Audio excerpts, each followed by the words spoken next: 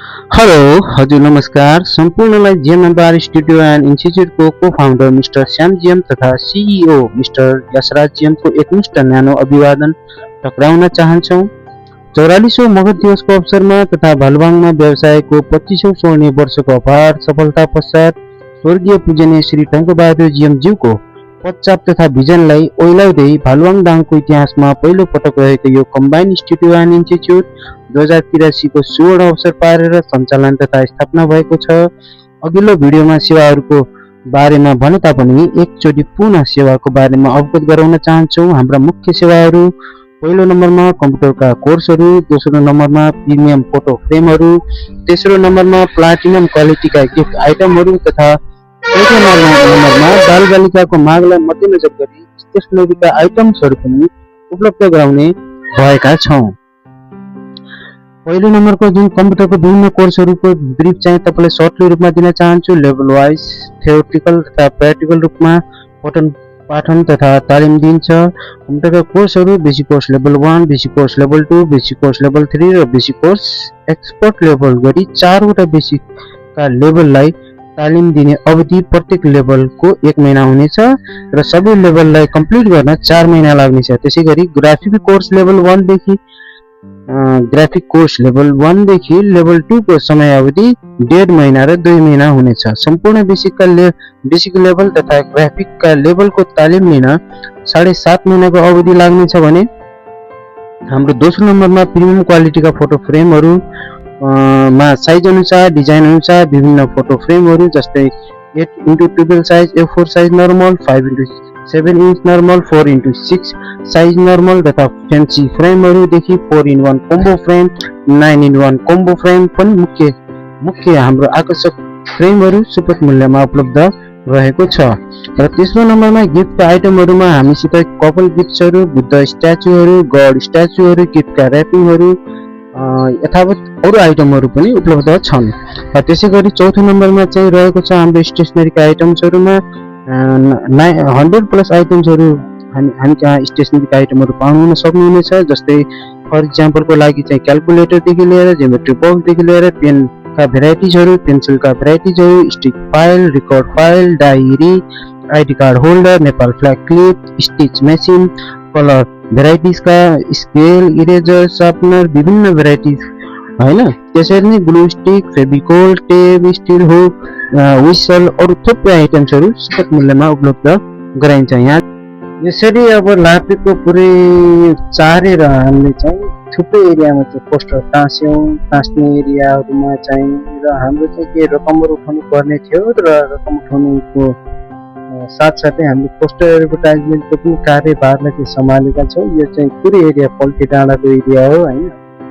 लाभेको पल्टी डाँडामा चाहिँ तपाईँ आउनुभयो भने चाहिँ तपाईँ भिजिट गर्नुभयो भने चाहिँ त्यहाँको एरियालाई चाहिँ हेरेर चाहिँ मन्त्रमुग्ध हुनुहुनेछ तपाईँ हैन।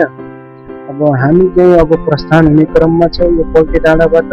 अब एकजना ग्राहक श्रोतामा चाहिँ हामी भेट हुने क्रममा चाहिँ हामी भेट भएर अब फेरि पनि आफ्नो एडभर्टाइजमेन्टका कार्यहरूतर्फ अग्रसर भई अगाडि बढ्दैछौँ हैन।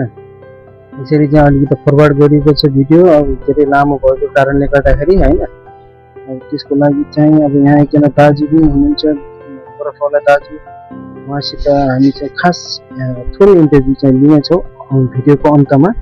तर हामी चाहिँ अहिले चाहिँ फिलहालको लागि चाहिँ आफ्नो पोस्टर एडभर्टाइजमेन्टमा नै ध्यान दिने गरिरहेका छौँ। यो चाहिँ पुरै एरिया चाहिँ लाभे एरिया हो जुन चाहिँ विकासोन्मुख एरिया हो हैन। अहिले विकास हुँदैछन् र विकास हुने क्रममा छन्। हामी चाहिँ पोस्टर एडभर्टाइजमेन्ट यसरी नै टाँस्दै अब हिँडिरहेका छौँ। लाभे पुरै एरियामा चाहिँ हाम्रो स्कुटी हो सवारी साधन जसको कारणले हामी जहाँ पनि जान सक्छौँ सजिलै तरिकाले।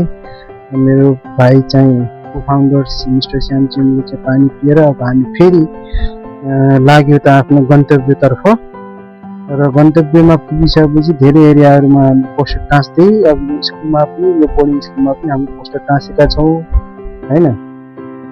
यसरी पोस्टर टाँस्ने क्रममा चाहिँ हामीलाई चाहिँ धेरै विघ्न बाधाहरू घामले हैन गरिरहेको छ र पनि हामी चाहिँ कोसिस चाहिँ गर्न छाडेको छैनौँ र कोसिस हामी गर्दै पनि छौँ र पोस्टर एडभर्टाइजमेन्टमा लेभल 1 लेभल 2 लेभल 3 गरेर भए पनि अपडेट गरि नै रहेका छौँ।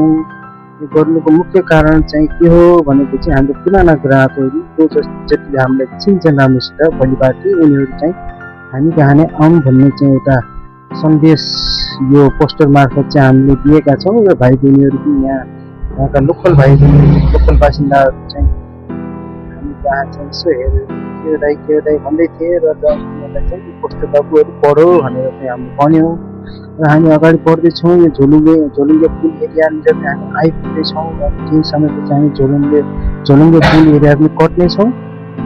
यो लापेको अन्तिम छोड हो जसलाई चाहिँ लापे र भालुबाङको एउटा केन्द्रबिन्दु पनि भनिन्छ। त्यो एरियामा पनि हामीले एउटा पोस्टर टाँसेका छौँ। यो पोस्टर चाहिँ यसरी हामीले टाँसिदिएका छौँ र हामी चाहिँ अब लाग्न थाल्यौँ झोलुङ्गे पुलतर्फ जुन चाहिँ भालुबाङ र अर्घाखाँचीलाई जोडेको एउटा पुल हो जसको कारणले चाहिँ यहाँका बासिन्दाहरू चाहिँ भालुबाङमा सजिलै चाहिँ आउन सक्छन् र चाहिँ यहाँको सेवाहरू लिन सक्ने गर्छन्। अब यो चाहिँ हाम्रो होम ग्राउन्ड भन्नाले फुटबल प्ले ग्राउन्ड अब यो सबै खेलकुदको एरिया पनि पर्छ यो होइन। हामी सानसानोमा चाहिँ यहीँ खेल्थ्यौँ, यही स्कुलमा चाहिँ पढ्थ्यौँ।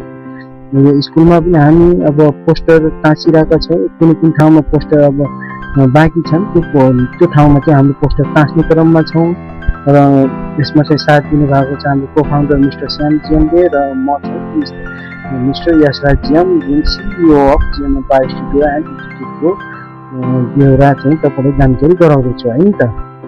अब यसरी चाहिँ हामीले धेरै कुराहरू चाहिँ स्किप त गरेका छैनौँ तर पनि कुनै कुराहरू चाहिँ युटिलाइज गर्ने खालको कुराहरू हुन्छन् जुन युटिलाइज गर्नु पनि पर्छ र एक्नोलेज पनि गर्नुपर्ने हुन्छ हामीले।